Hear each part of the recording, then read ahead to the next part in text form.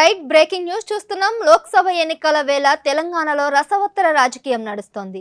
Warangal BRS MP అభ్యర్థిగా మాజీ MLA Tadikonda రాజయ్యను ప్రకటిస్తారనే ప్రచారం జోరుగా సాగుతోంది. ఇప్పటికే కేసీఆర్ నుంచి రాజయ్యకు పిలుపు వచ్చింది. దీంతో కేసీఆర్ ఫామ్ హౌస్ కు తాడికొండ రాజయ్య బయలుదేరారు.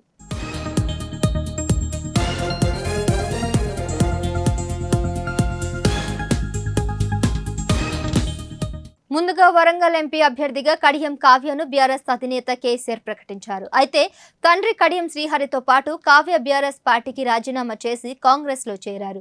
కాంగ్రెస్ అభ్యర్థిగా కావ్య పోటీలో ఉన్నారు. ఈ నేపథ్యంలో బీఆర్ఎస్ వరంగల్ ఎంపీ అభ్యర్థిగా రాజయ్య పేరు తెరపైకి వచ్చింది. అసెంబ్లీ ఎన్నికల్లో సిట్టింగ్ స్థానం స్టేషన్ గన్పూర్ టికెట్ ను రాజయ్యకు బీఆర్ఎస్ ఇవ్వలేదు. దీంతో రాజయ్య బీఆర్ఎస్ కు రాజీనామా చేశారు. అయితే ఏ పార్టీలో చేరలేదు. కావ్య కాంగ్రెస్ లో చేరడంతో తాటికొండ రాజయ్యకు వరంగల్ ఎంపీ టికెట్ ఇవ్వాలన్న ఆలోచనలో కేసీఆర్ ఉన్నట్లు తెలుస్తుంది. తాజాగా కేసీఆర్ నుంచి రాజయ్యకు పిలుపు రావడం ఈ వాదనకు బలం చేకూరుస్తోంది.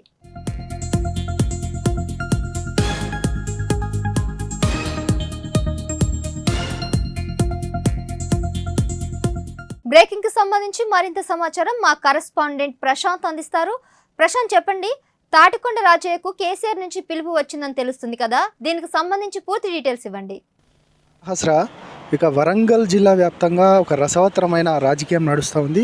ప్రధానంగా బీఆర్ఎస్ పార్టీలో ఈ యొక్క ఏదైతే రాజకీయం ఒక తారాస్థాయికి చేరిందని చెప్పొచ్చు. ఎందుకంటే గతంలో మనం చూసాం, బీఆర్ఎస్ పార్టీకి సంబంధించి కడియం కావ్యను బీఆర్ఎస్ పార్టీ అభ్యర్థిగా ప్రకటించింది. తర్వాత ఆమె పార్టీని మారింది. ఖచ్చితంగా కాంగ్రెస్ నుండి ఆమెకు టికెట్ కూడా వచ్చింది. మొత్తానికి అక్కడ గతంలో ఉన్న ఎంపీ ఏదైతే పసునూరి దయాకర్ ఉన్నారో ఆ దయాకర్ను కాదని కావ్యకు కేటాయించడం, దాంతోపాటు టికెట్ ఆశించిన ఆరూరు రమేష్ను కూడా కాదని ఈ యొక్క కావ్య ప్రకటించడంతో వారిద్దరు కూడా పార్టీ మారారు. ఆరూరు రమేష్ ఏమో బీజేపీలో చేరారు. ఇక ఏదైతే పసునూరి దయాకర్ ఇక కాంగ్రెస్ పార్టీలో చేరారు. కానీ కాంగ్రెస్ పార్టీ నుంచి ప్రధానంగా కడియం కావ్యకే టికెట్ లభించింది. మొత్తానికి అక్కడ బీఆర్ఎస్కి సంబంధించిన అభ్యర్థి కరువైన పరిస్థితి కనబడ్డది. చాలామందిని పరిశీలనకు తీసుకొచ్చారు. పరంజ్యోతి అన్నారు. ఆ తర్వాత మిగతా వారంతా కూడా చాలామంది ఆశావాహుల పేర్లు తెర మీదకి వచ్చాయి.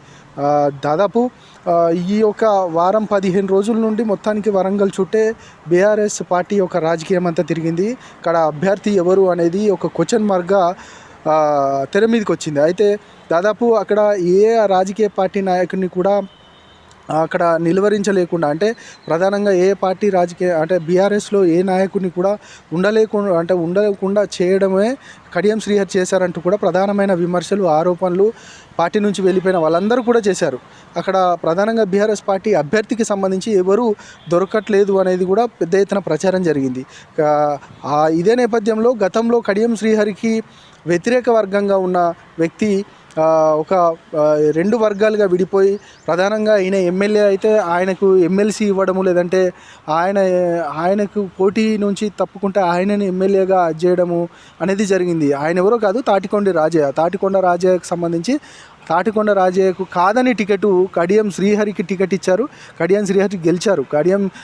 తాటికొండ రాజయ్య మొట్టమొదటి నుండి కూడా కేసీఆర్కి చాలా వీర విధేయుడిగా ఉన్నారు. ఉద్యమం టైం నుంచి ఏదైతే పార్టీలో జాయిన్ అయినప్పటి నుండి కేసీఆర్కి వీర విధేయుడిగా ఉన్నారు. తర్వాత ఆయనను చాలా రోజుల నుంచి బుజ్జగించుకుంటూ వచ్చారు.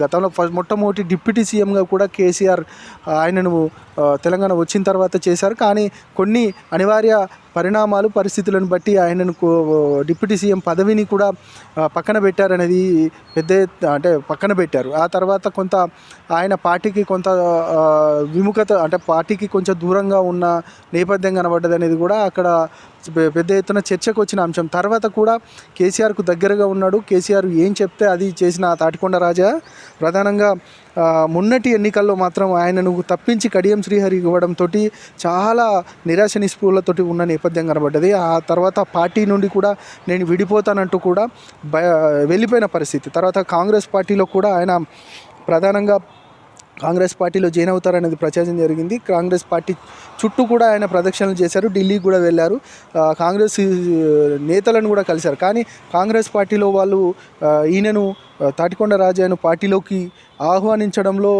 ఆహ్వానించలేకపోయారు.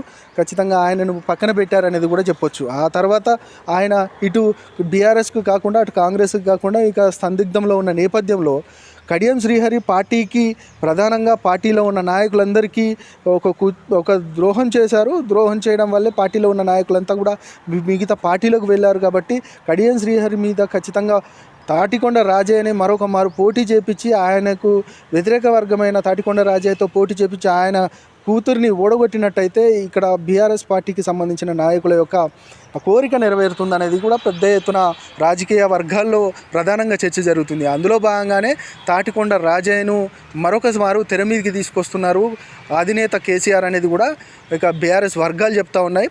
మరొక మారు ఆయనను గత కొద్దిసేపటి క్రితమే ఫామ్ హౌస్కి కూడా పిలిపించుకున్నారనేది కూడా మనకున్న సమాచారం. ఫామ్ హౌస్కి వెళ్ళి కేసీఆర్ను కలిసి ఇక ఎంపీ అభ్యర్థిగా నేను తిరిగి వస్తాననేది కూడా మనం ఫోన్ చేసినప్పుడు తాటికొండ రాజయ్య చెప్పిన సందర్భం కనబడ్డది. ఇక ఖచ్చితంగా అభ్యర్థిగా కేసీఆర్ తాటికొండ రాజయ్యనే వరంగల్ అభ్యర్థిగా ప్రకటించబోతున్నారు. దాదాపు 99% ఆయన్నే అనేది కూడా అభ్యర్థిత్వాన్ని ఖరారు చేశారనేది కూడా మనకున్న సమాచారము. సహస్ర.